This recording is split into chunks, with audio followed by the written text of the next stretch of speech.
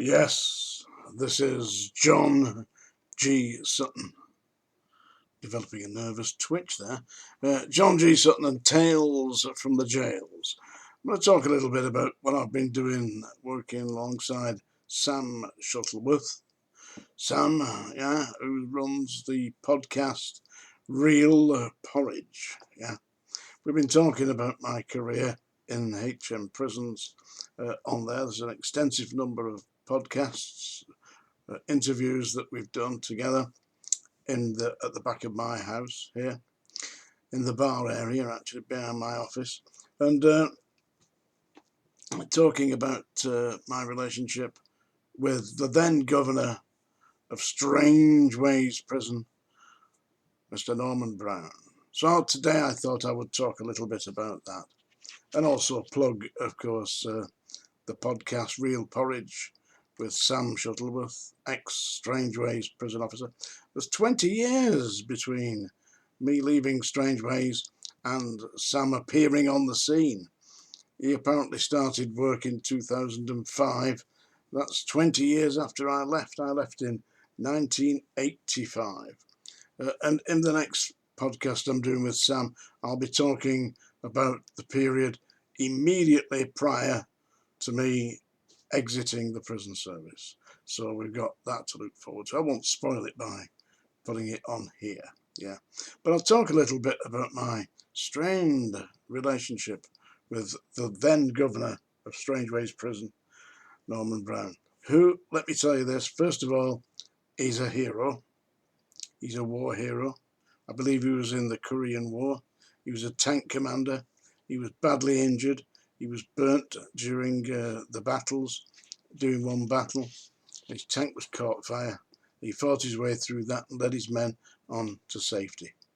Norman Brown, a war hero, and basically a good old-fashioned governor.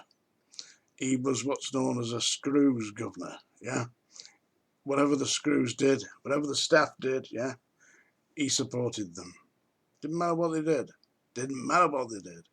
And that is where all the problems, because the staff did what they wanted to do. There was a clique at Strangeways of, I would call them pretty well bully boys, that used to, for some unknown perverse reason, I mean, you're not going to get them any more money, what is it going to do? But they seem to take a sadistic pleasure in making life virtually unbearable for the inmates. Now, to me, that is counterproductive, because what you then have is an enemy. I mean, basically, the people who are in prison have already been punished. That's it. That's the punishment, being in prison. They surely do not need people urinating in the soup, ripping up the mail, spitting in the porridge in Strangeways jail. They don't need that. That's not going to help them. That's going to make them bitter and twisted. And one of my friends is the prisons correspondent for The Guardian, a man called Eric Allison. And Eric Allison was in Strangeways prison as an inmate, and believe it or not, he managed to forge a bench warrant that got him out of there. He got it served on the governor in Strangeways prison, and they released him. It was a fraudulent document, and Eric Allison walked out the gates. Strangely enough, it was my brother that arrested him and took him back to Strangeways. Yeah, because my brother was a detective inspector in the Greater Manchester Police. Yeah, and he lifted Eric. Yeah, it was bank to rights. I mean, Eric doesn't hold that against me or my brother. He was just doing his job, And basically, Eric was an honest crook, straight crook. Whatever he did, he was corrupt. He did it, and that was it. But he wasn't a mean-spirited bully. And Eric, I hope, will be doing an interview with Sam on his podcast. I'm going to ask Eric, I'm going to be speaking with him in the next few days, But if you read The Guardian and you read anything about prisons, look at the byline and it will say, by Eric Allison. I've known Eric for 30 years. Didn't know him in the prison. Never saw him in Strangeways. Only seen him out because he's a writer, you see. And he wrote a book, and I wrote part of the book with him. It's called A Serious Disturbance, and you can get that on Amazon. But before you buy that, you could have buy Psychic Screw by John G. Sutton. That would be me, you know. Anyway, I'm talking about the governor, Norman Brown. He was, as I say, he was a Screws governor, yeah. He was a war hero, a decorated war hero. I believe he'd been a captain in the army or a tank commander, yeah. And he'd been severely injured and joined the prison service and rose to the rank of #1 governor, where he enjoyed a rule over Strangeways like no other governor I'd seen. I'd seen a few governors, but never one quite like Norman. He was an original. He'd go in the club, because they used to have prison clubs, you know, and they were like a bit like conservative clubs, you know, or working men's clubs. They had a bar, everything there, you know, you could get what you want: Jack Daniels, whiskey, vodka, all the lot, pints of bitter, mild ale, anything, you know. Typical proper bar, you know. I had been in there and had a pint myself, but not when I'm working. You know, when I wasn't working, but staff used to go in uniform at dinner time.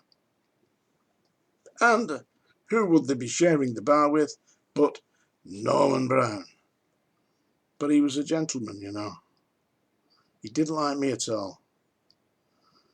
Blamed me for all sorts of things. Once blamed me for setting his office on fire. He'd gone back in drunk one afternoon. He had a gas fire. He lit the gas fire and drew the curtains. And because he was 3 sheets to the wind, he drew the curtains over the gas fire and it set the curtains alight. First thing I heard about this, I mean, I was in the records office, running the records office. He come running into the records office, muck, soot and filth all over him, yeah? You maniac, you've burnt my office down, you've done that. I hadn't done it. I've been working in the office. You know, he'd burnt himself, he burnt his own office down. Yeah, but he was a character. He thought nothing about going in the pub at lunchtime and doing 3 or 4 pints or whatever else he was drinking. I didn't really pay a great deal of attention to it because I was doing long distance running at the time. I used to go and train at dinner time, hill running, you know, if I could do that, if I could get myself up to Boggart Hall Clough. It's about 4 miles away. I'd run up there, run round Boggart Hall Clough a couple of times, then run back. So I'd be doing 10 miles in my dinner hour because I could really run in them days. Can't even walk properly now. Yeah, as I say, I'm starting to develop this nervous twitch. It's obviously, and people think, you know, oh, this is all bullshit, you know. It isn't. And I suffer from what I believe is post-traumatic stress disorder. I have a dream, a horrible recurring dream in which I'm on my own. I'm on the landings in Strangeways. I've got no keys. I've got my hat on, I've got my uniform on, and I'm walking around the landings, endlessly walking around the landings, trying to find a way out. There's no way out. And I'll tell you what, the problem is, I wake up from that dream and I'm really unhappy, you know. Then I go back to sleep and I'm back on the landings again. Tell you, that Strangeways jail did something to me. If it did it to me, imagine what it did to the inmates. Listen, one of the big problems is with being an inmate at Strangeways in 1975 and onwards, round about that time. You just got banged up with anybody, 3 to a cell. I mean, if you're a reasonably intelligent individual and you've been imprisoned for, say, non-payment of a fine or something like that, yeah, or you failed to pay your maintenance, which you could get in prison for in them days. Maybe you still can, I don't know.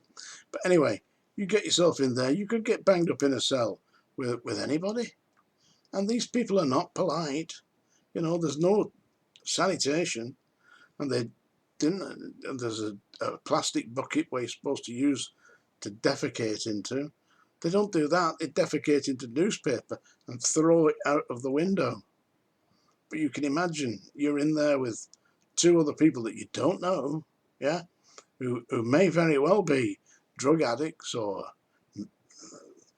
mentally disturbed. Quite a lot of prisoners in Strangeways were suffering from some kind of mental disorder. And I don't think Norman Brown was. I think he was. He fully knew what he was doing, but he didn't take. He wouldn't listen to anything that inmates said. Not at all.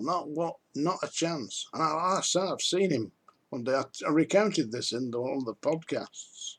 He picked one of these ship parcels up, thought he knew where it had been thrown from, and he took it into the prison. This is the #1 governor, Norman Brown, demanded that the staff open this cell. They opened the cell. Norman Brown got this big, soggy ship parcel and threw it at one of the inmates in the cell. It hit the inmate on the shoulder, splattered excrement all over the place, all over the governor as well, because he threw it quite hard and he was quite near the door.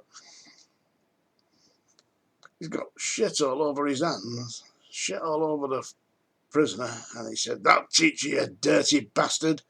And they got shut the door and left him to it. I mean, this is hardly the kind of example that you would expect the #1 governor to give.